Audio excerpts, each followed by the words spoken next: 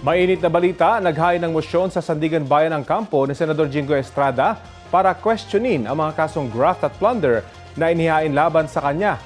Detalye tayo sa ulat on the spot ni Joseph Morong. Joseph!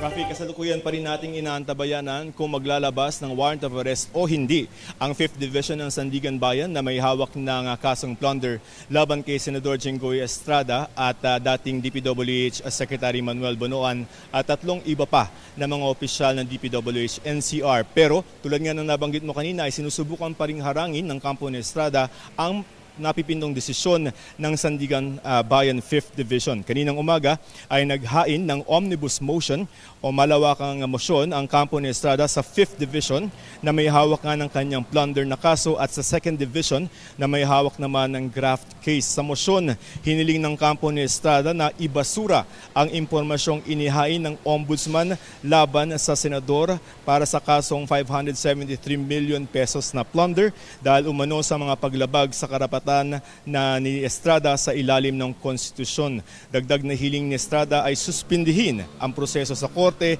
at ibalik sa Department of Justice o Ombudsman ang kaso para sa karagdagang mga preliminary investigation. Rafi, bukod kay Estrada, meron din mga motion na huwag muna na maglabas ng arrest warrant itong dalawa na dating DPWH NCR District Engineer, sila Assistant Engineer Denril Cesar Cortuna at dating DPWH District Engineer Manuel Bulusan.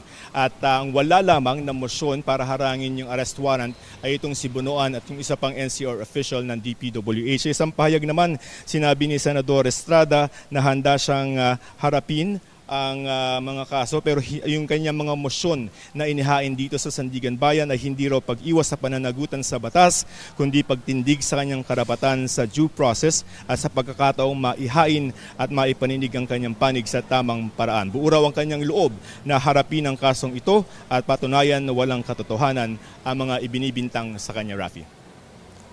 Maraming salamat, Joseph Morong.